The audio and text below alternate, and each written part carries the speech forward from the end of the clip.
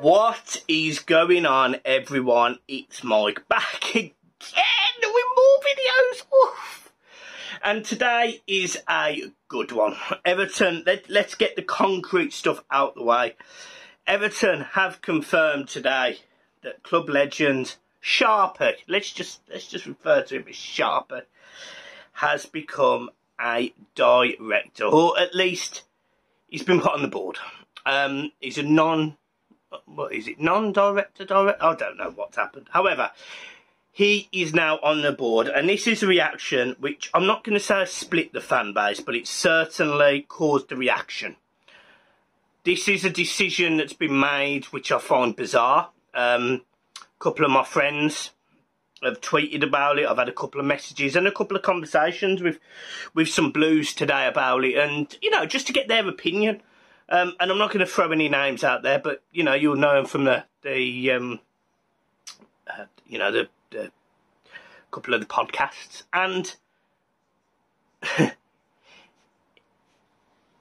it's not gone down well, really, because again, this isn't what Everton need.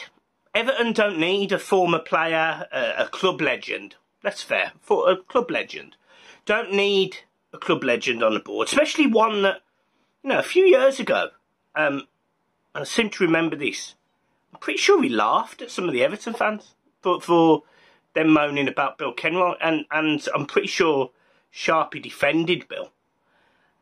I look at Everton right now, and I think this is literally the last appointment that needed to be made. I don't quite understand what's happened. I think this is probably a contingency plan to make another director and then for somebody to step down, i.e. probably Denise Barrett-Baxendale. It doesn't make sense. What Everton needed was someone going into that board who knows how to run a business, know the finances, knows how to fix shit problems, because that's what Everton are. Everton are a shit problem right now. We are not ran great, and albeit let's not take anything away from a positive transfer window so far. Let's not do that. But as a whole, I think Mashiri's putting 650 million quid into Everton, and we're currently 15th in the Premier League. So it's not a club that's ran well. This appointment isn't needed. I don't quite know what Sharpie brings. I don't know what he adds. I don't even know what the thought process behind it was. I heard Kenwright's comments, and I think they're complete shit. You know, Everton do not need another person on the board who knows the club, who has done well. They don't need somebody on the board who can say that he's played for the club and he loves us. What we need is people who know how to run a business, weirdly enough, because Everton aren't run well. And this appointment, to me, I don't get it. I just don't get it. And that's my thoughts on it. I don't get it. I don't understand it. And I don't even think I'm going to waste time thinking about it. It's just another pointless move by either an owner or, you know, a chairman who, in my opinion, doesn't know what they're doing in terms of recruitment. So that's just my take on that. Yeah. Another bit of news today. Everton have been linked with a centre-half, one from Barcelona.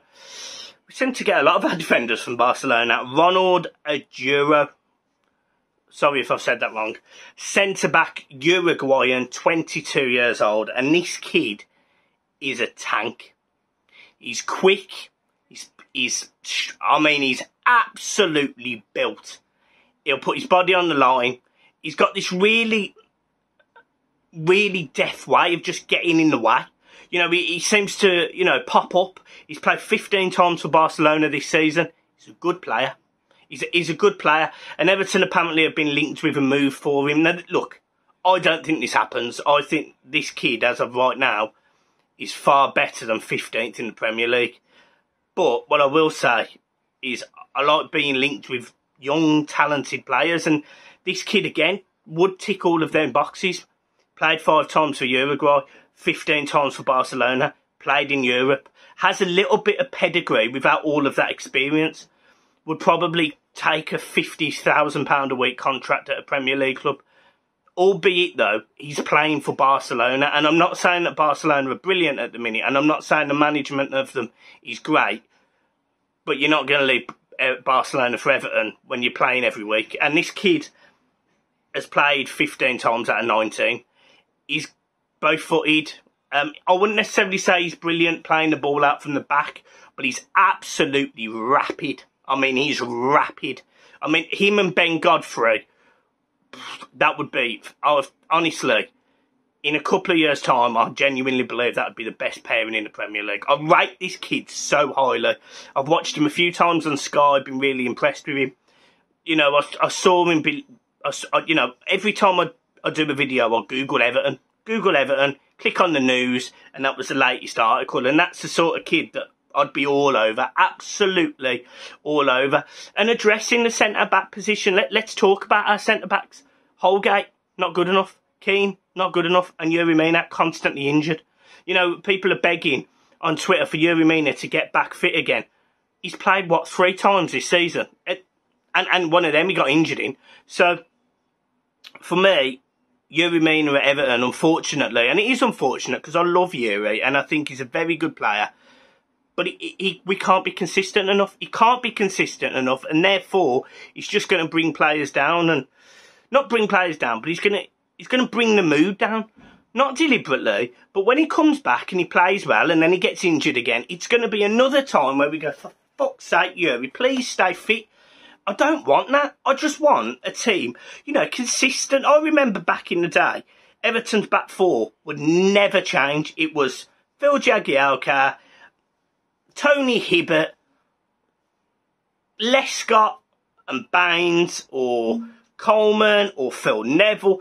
But that team was consistent. That back four was consistent. And now it never is. It never is. It changes, it feels like, every week. And no wonder we concede so many goals, because none of our defenders know what they're doing. And it's changing every week. Ben Godfrey's not been great. I don't think the consistency's helped him. And this kid, this Adura, could be a great addition to our team. He literally could be the Yuri Mina replacement, because he ticks all of the boxes. He's big, he's strong, he's fast. You take that all day. It's just, I just don't think that would happen, personally. Other news, Luca Dean has turned down Newcastle. To be honest, it was blatantly obvious. And that, look, I've had a lot of Newcastle fans on the channel. Some have dug us out, some haven't. I'm not going to say that Newcastle are as deluded as Brighton, because Brighton, their fans are mad. Like, their fans are mad. But Newcastle seemed to think that he'd go there, and I said the whole time on the video, I couldn't see it happening. I could not see Luca Dean leaving to battle relegation for Newcastle, and there'll be a lot of Newcastle fans that were absolutely laying to me. I watched a podcast last night that I was meant to go on, so if they watch this video, they're going to know exactly who they are, but Finley was poorly, so I didn't go on it. And I listened to this podcast, and these 3 people on it chat complete shit. And the Newcastle fan, who is a friend of the channel, so that probably gives it away straight away. She was absolutely brilliant. She was realistic. She was open. She was honest. And she said, look, are people going to want to come to Newcastle in their current position? 5 years' time, maybe Newcastle will be a different side. Maybe they will. Maybe they won't. Who knows? Maybe they'll do an Everton. But the facts are, Luca Dean is 29 right now. He was never going to be joining Newcastle. The only clubs he's going to join is a Champions League club or a club that's competing for the Europa League. Because Luca Dean's far too good to be battling relegation. He's probably, look, he's been poor for 18 months. But as of right now, he's probably one of the very few sellable assets that Everton have. And he's still been poor for 18 months. So, I found that absolutely stupendous. Everton have also been linked with Gumares. I can't pronounce it. The midfielder. A deal won't happen in January. It won't. Rumours are that he could consider a move in the summer. He's a player that Everton need. He's the sort of player that would tick all the boxes. 24 years old, played in Europe. Again, he's got that experience. He's a very, very good, strong player. Would add real work rate to an Everton side. Can be that box-to-box player if needed. Can be creative. Can do numerous roles, really. That would work, but I don't see that one happening either, to be honest.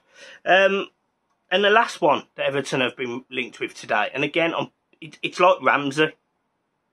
Ramsey's been told he can leave. It really wouldn't surprise me if Ramsey ended up at Everton in some weird way. And I hope he doesn't, but I genuinely think it could be Everton or Newcastle. Because our track record isn't great on signings, and Newcastle are desperate for what they believe to be better quality players. And Aaron Ramsey probably ticks that box. I don't want him. I don't think he's going to be good enough. I think his wages are going to be ridiculous. But that's not an issue Newcastle have. So I do think that Aaron Ramsey could go to Newcastle. Everton have been linked with the number 10 Barcelona player. Still a Barcelona player, and he's been on loan a few times. Philippe Coutinho. Apparently, discussion's been had. Apparently, Mashiri wants him. And apparently, Rafa doesn't. I don't believe that for a second. I don't believe it for a second. And he's not a player I want. We get overrun in midfield every game. I said this yesterday. We get overrun in midfield every game. So why bring in a number 10 and still get outrun in midfield? Because bringing in a 10 doesn't stop that. If anything, we actually look slightly more solid when Townsend comes into the side, because he comes back. He tracks back, he works hard, he carry the ball. And look, he hasn't been great now for probably the best part of 10 or 11 games. But we look at least a bit more solid in midfield. The weekend against Brighton, with the 2 against 3, we're horrendous. So I don't see how Coutinho helps, because he hasn't got the legs in that sense. He never has. And although he could be absolutely brilliant in the final third, we've got to get the ball there. And we don't have enough possession. We don't really have players who tend to break the line, unless Decore does. But again, that's usually because there's somebody slotted him to support him. I don't think these players we're being linked with are players that are going to add benefit right now. I know that some people will disagree with me. Some people might think I'm chatting complete shit. But those players, Coutinho, Grimares, they're good players, but they don't come to Everton right now. And the other lad from Barcelona is a player that I'd absolutely jump at, but that doesn't happen either. So, look, I don't know. I've given my thoughts. I don't want to overcook this video because there's not loads going on, but I think this is going to be an interesting, probably another week or so, adjusting to a bit of news that's coming out. Everton apparently are interested in a winger, and a winger would be next. I think we need a CM before that. But I'm not in charge. I'm not in charge. And this is what they do. They make me tired. They make me frustrated, because this Sharpie thing today, I think, is a joke. I think it's an absolute joke, but I appreciate fans are different. I appreciate some of you would disagree with me, and that's absolutely cool. But for me, nah, I just don't get it. I just don't get it. So, guys, look, I'm leaving it there. Have a good one. Keep smiling. I'm going to go to bed. Up the toffees.